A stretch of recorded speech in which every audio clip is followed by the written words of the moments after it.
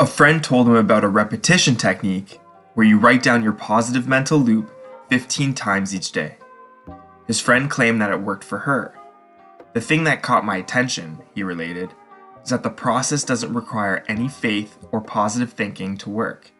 Just the act of writing down your loop, she claimed, was enough to make it happen. The author teases that writing your goals, dreams, and positive thought loops down are enough to make them come to fruition. This isn't some magical occurrence like Rhonda Byrne's The Secret, or does it follow the same concept? Let's explore what he means. Adams points to research done by the psychiatrist Richard Wiseman, in which he studied people who describe themselves as lucky. It turns out they didn't have any special powers except for one. They were more likely to notice opportunities. As Adam puts it, optimistic people's field of perception is literally greater.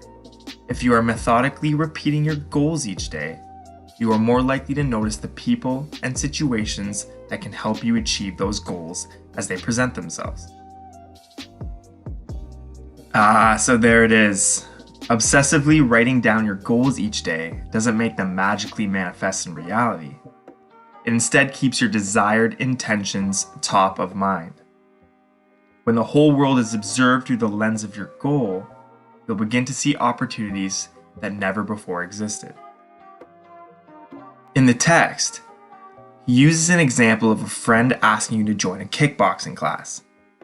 If you weren't trying to get active, you'd likely see this as an opportunity to embarrass yourself in front of a group of people. But if you're looking at new ways to get fit, you'll view this as an opportunity to burn a few extra calories after work. Another way to explain this point is the new car illusion. Have you ever bought a new car only to start seeing it everywhere you go? Did everyone in the world suddenly buy the same car you were looking at? Highly unlikely. You just started noticing the car, or what was already there, because it's now on your mind. Thinking about this big purchase for weeks on end was enough to change your perception of reality. Seinfeld went on to explain that the way to get better at writing jokes was through repetition.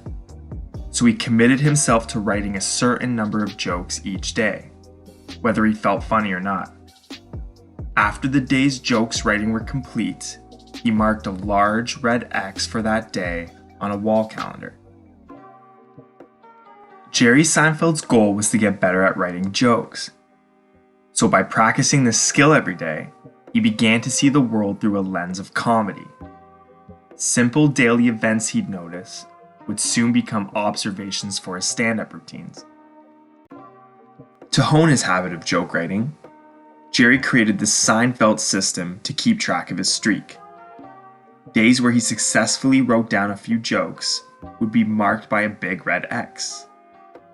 Seeing long streaks of X's on the calendar was a rewarding experience, and a break in the chain would make him feel guilty.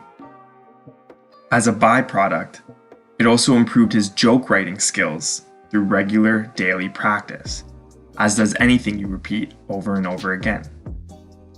When you repeat your goals daily, you set your expectations accordingly, and you begin viewing situations in a different light. So consume your mind with your goals, either through writing them down consistently or by keeping them in a spot in which you are reminded of them daily. Do this and begin to achieve what you thought was impossible. Opportunities plus action equals reward.